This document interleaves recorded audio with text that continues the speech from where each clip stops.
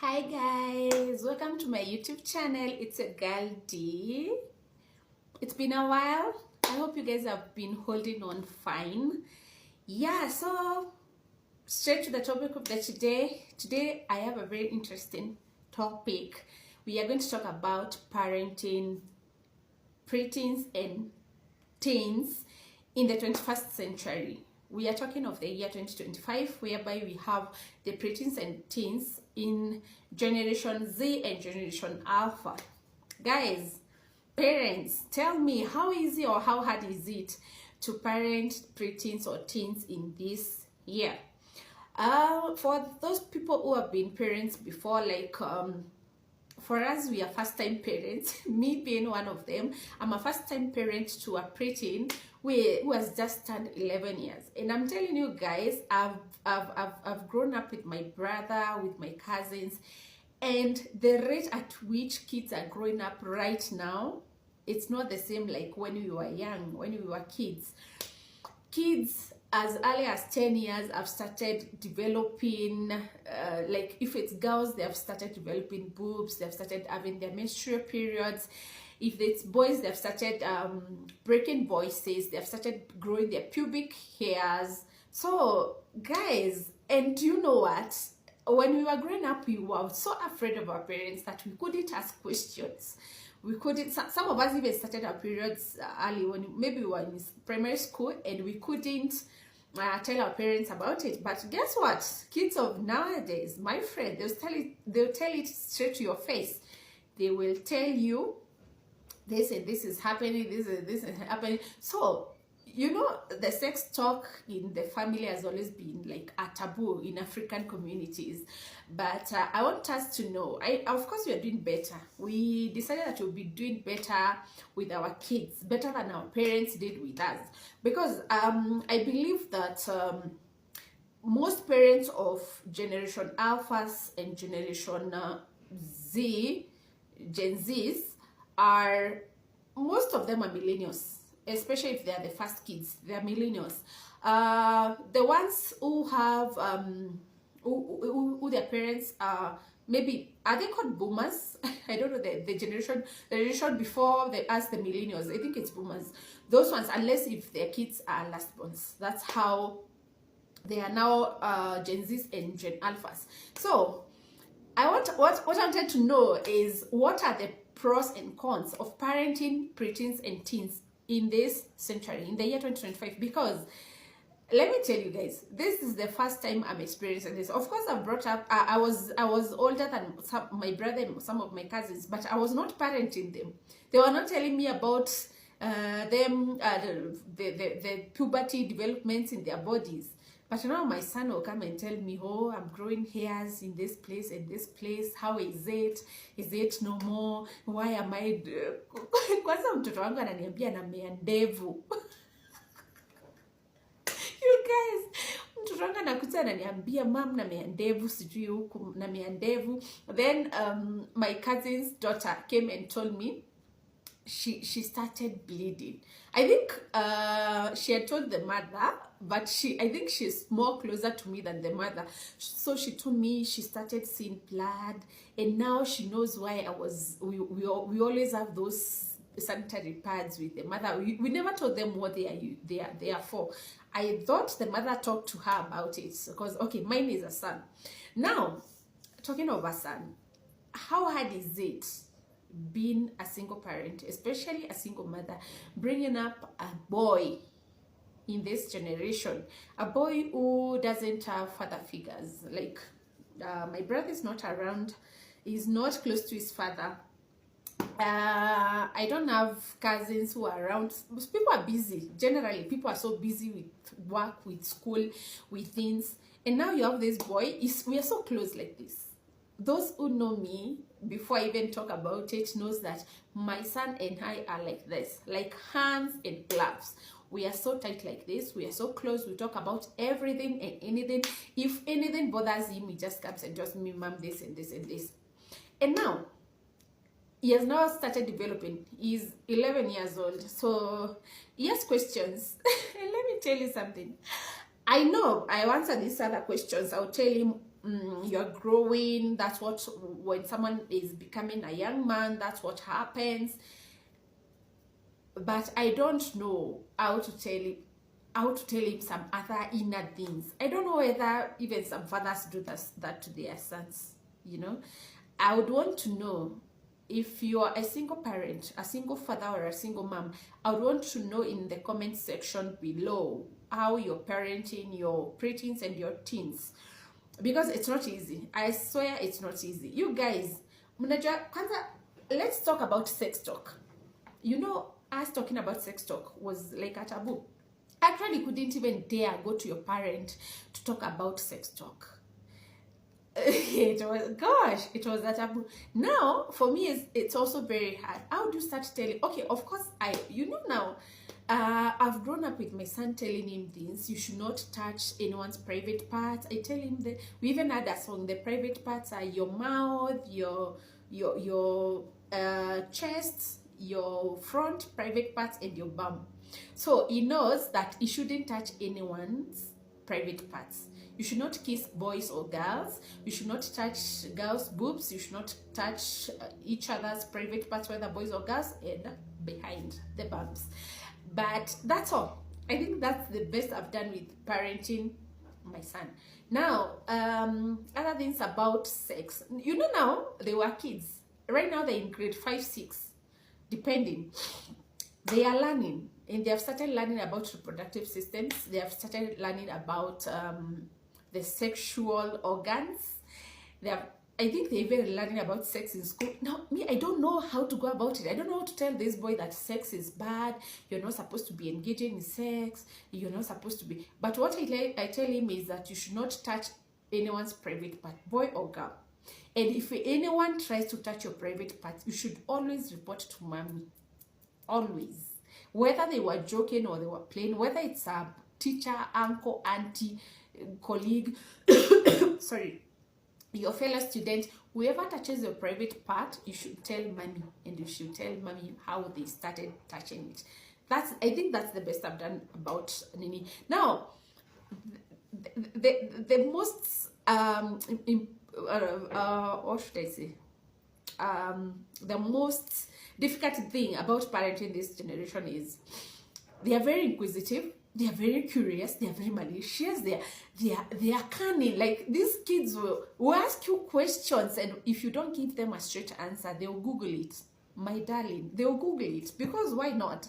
We are in this generation. They have electronics. There is a smart TV, there is a laptop in the house, there's a desktop, there is a smartphone. So, like, my son comes, if we hear something, is someone who likes learning. If he hears something talking about these big vocabularies and he cannot fathom what they mean, or they have something maybe they were discussing in school or while they were playing, and he cannot understand what it is, if he comes and asks me, sometimes I don't even know what it means myself. Trust me, you will go and Google it, and later you will come with that. Actually, you Google it and write it down. So you come with a whole explanation, and you sit me down and tell me, Mom, because I asked you and you didn't know, this is the answer. Blah, blah, blah, blah, blah, blah, blah. So this generation, you cannot lie to them. People think Generation Z or Gen Zs are difficult to deal with. They think they are more curious, but I'm telling you, you have not met a Generation Alpha. If you think parenting Gen Zs are hard, you have not met Generation Alpha. I'm telling you, they are very inquisitive. They'll ask you questions and they will leave you dumbfounded, because they are not afraid. They are this generation, and most of them are IT geeks. Like, my son knows. Okay, I am the one who enrolled him in coding class. Yes, Yosikata. Enroll. He knows how to code. But again, you see these games they are playing. Minecraft, Roblox is the best in these games, guys. He's the best. I'm telling you, he's beating even his bigger cousins. He's the best in those games. He knows how to operate a laptop, a desktop, like someone who is in high school or campus. So these kids, Generation Alphas, are IT geeks. They know everything about technology. So when you're even talking about parenting them, you're not going to lie to them, because these guys will Google. they will Google what you won't tell them. So we have to be very, very, very, very we have to be very careful. We have to be very present. We have to be present parents, whether present dad or present mom. Because again, what I tell people is we are busy looking for money, looking for wealth and everything, to giving these kids better life. But trust me, above all this, your child needs you. Your child needs to know that they can trust you. You're there for them emotionally and spiritually. I don't know about you, but my son started Sunday school at a very tender age. He couldn't stay in church with me. He used to go to Sunday school because, again, me, I'm the a person who has always been serving in church. So I will not be there babysitting you when I'm supposed to be serving in church. So he started learning to be independent at a very young age. He's alone, so most of the time he's been lonely, but he's been playing with friends. But I think that's the reason why he got interest in technology, in technology. So what I tell parents is, if you're not going to be your child's best friend, they'll get other best friends out there who are going to mislead them, who are going to lie to them about sex, these sex talks we're talking about. They're going to lie to them about gifts. They're going to lie to them about drugs. They're going to lie to them about other things. Like now, in the world we're living in the world that we're living in, you have to be very careful who your child relates with. For me, if I find out a friend, like where they are playing in the estate, if I find a child who has bad manners, I will not let my child get involved with this other child. If I realize that a child is coming from a very dysfunctional family whereby the mother drinks, the father drinks, they insult each other, they fight, they do some, there are those families that they even do dirty things when they're drunk in front of the kids. I have kids who have told me something like that. Others fight, others call others names, insults. I will not let my son relate with such people. You might be friends, but I'll make sure I limit the interactions that you have with this child, because how we bring our kids matters a lot. I've brought my son in church, and I'm not saying he's perfect, but I've tried my best as a parent, as a single parent, as a single mom, up to where he is today. And I thank God that he has come out fine. He trusts me. And again, I tell parents, make sure that your child trusts you, that they can tell you everything and anything. And anything that you can afford to get your child, please get them. Because if your child needs something and they keep on insisting on this thing, and you as a parent is blushing it off, you don't want to hear, you don't want to listen to your child. If your child comes every time, complains about something, and you blush them off, you chase them away, you feel like they're wasting your time, like they're invading your privacy, trust me, when this child gets tired, they'll get someone else who they can confide in. And I'm telling you, this will turn out messy, because if someone tries to blackmail your child into maybe in engaging in sexual acts, they will not trust you to tell you, because you have not given them that. You have not given them that airtime. You have not given them that space. They don't feel like they're in a safe place with you to discuss these matters with you. For me, let me tell you something. If someone threatens my son, like, do this or I'll do this, I'll kill you, they will tell you, my mother will kill you before you kill me. So they will not bow to your intimidations or to your blackmail. If you tell my son, let me buy you this car or this phone or this so that you can do this, they will not listen to you, because they know everything they ask from mom gets. By any means, mom gets. Of course, again, train your child not to be what do you call it, not to ask unrealistic things for unrealistic things, because again, if you ask me for a trip to Paris, I cannot afford it. for a trip to Dubai. I cannot have, maybe I can save for a while, then you can go. If you ask me for toys, I can afford some toys. There are those that I can't afford. If you ask me for an Apple phone, iPhone or Apple Watch, I will not afford that at the moment. But of course, there are things that I can afford. At least always find something to substitute what your child gets. My son wanted, there was a time he wanted a smartwatch, and I couldn't afford a smartwatch. The best I could get was around 25,000, 40, 30, depending with the type and the model and what do you call it again? Yeah, I couldn't afford it. So what I did, I went online, Kilimall to be precise. I got a smartphone for kids. I mean smartwatch for kids. It when you press it, it has somewhere, it has music, it has you can call from there. You can, I think I got it at around 1,500 shillings, and it was the happiest. First I got one at around 600, but it was so tiny, it was so childish, like for his age it couldn't work, and he was not impressed. He was happy when it came, but after 2 days he was like so bored, he couldn't use it, so he kept it. So after that I got the other one. So you cannot afford a watch of 20, 30, 50,000, but you can afford a smartwatch of 1,500 shillings, 1,000 shillings, 2,000 shillings that your son or your daughter will be happy about. So first things first, make your child trust you. Make a safe place for your child. Make yourself a safe place for your child. When they are hurting, when they have been, you know, let me tell you, at this age, they have started getting girlfriends, boyfriends. My son comes and tells me, oh, there's this girl in class. I like her, but she doesn't like me. There's another girl that likes me, but I don't like her. I'm telling you, it's so funny. I don't know how to talk about it, but I usually encourage him that sometimes when you're growing up, of course, you'll be attracted to girls. They will like you. At least I'm happy that he's getting attracted to girls. You know, this world that you're living in, pray for your kids. Okay, so he's attracted to girls. Of course, some will like you, some won't like you. The ones who like you, sometimes you don't like them. The ones you don't like, sometimes they like, and vice versa. So he tells you that this girl has broken him, or he tells you this boy has taken his girlfriend, married because he came with this chocolate and gave the girlfriend now went to all these things. And then he tells you boys who are bullying him. Please listen to your child. If someone is bullying your child, please listen to them and talk to them, and make sure you follow this with the teachers. Make sure that your child is not bullied at school, so that their self-esteem won't be trampled down.